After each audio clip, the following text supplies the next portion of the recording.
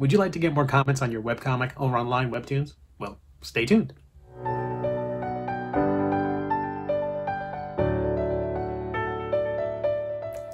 Hi, I'm Steve Conley. I'm a web cartoonist and have been for a very, very long time. I've been posting my webcomic, The Middle Age, over on Line WEBTOONs. About 18 months ago, I added a new feature to my webcomic. Something I just sort of tacked on to the end, but it was kind of an experiment. I wasn't sure if it was going to work, but it seems like it has, in that it's gotten more comments on my webcomics. So what did I do? I added a reader comment of the week to the bottom of most of my webcomics. It's a little box, little graphic at the bottom, and it's got a headline that says Reader Comment of the Week. It's got a little bit of art from the comic strip that's being commented upon, and it's got the full quote from the reader and a credit to them. It's a wonderful little package that highlights what a reader has said about my comic.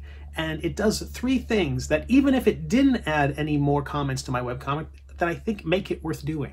The first thing is it highlights the fact that there are comments there. Now, WEBTOONs has a comments feature built in, and if a comment from a reader gets enough upvotes and maybe responses from other readers, it becomes a highlighted comment that gets added to the bottom of the webcomic. But that's text. And people aren't going to WEBTOONs for just text. We want words and pictures. And so this little graphic is a nice combination of words and pictures that kind of keep it within the comic theme. It's not a comic, but at least it's words and pictures. It's halfway there. I also like that it acts as a bit of a reward for a reader. So if a reader makes an astute observation or a funny comment or just something really nice, it gives me a chance to call a little attention to it. And it costs me nothing. It really is a simple format. It's a Photoshop template that I have. It's got the headline, I put the piece of artwork in, I put the new text in, it's done within minutes. And the third benefit of this feature is kind of my favorite. It's a little sneaky. I don't think readers necessarily know that I'm using it for this purpose, but it sometimes gives me the opportunity to underline something that's happening in the story that I want to give a little more attention to. I can give you an example. In a very early episode of my webcomic, there was a little character named Bob, and our hero and his talking sword meet Bob, and it's a one-panel thing, and it just is over, and the hero and the sword move on. But then, for the next 100 episodes or so, in the background, every once in a while, Bob would appear. I'd tuck him into the background, so there'd be a bunch of leaves over here, and Bob would be sticking his head out. Or they were in a city, and peeking around a corner was Bob.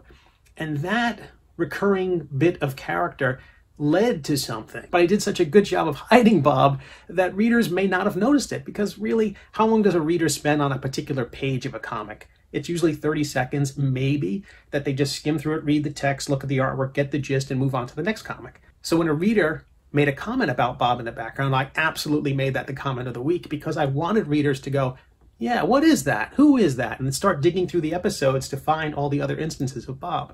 So I love doing that. So if a reader does something that I feel needs to be underlined or guesses a plot point, or sometimes even they guess the wrong plot point, because I might give readers a chance of going in direction A or B. I'm definitely going B, but I want readers to think A. If a reader guesses A, that might be the comment of the week, just to kind of help throw up a little more distraction from where I'm really going.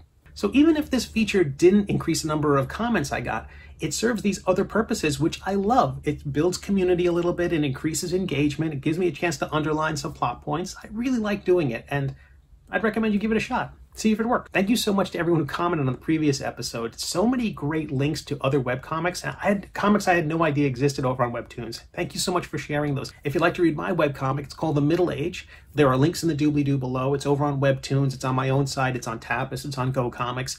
And if you'd like to support my webcomic and videos just like this one, please consider becoming a supporter on Patreon at patreon.com/Steve Conley.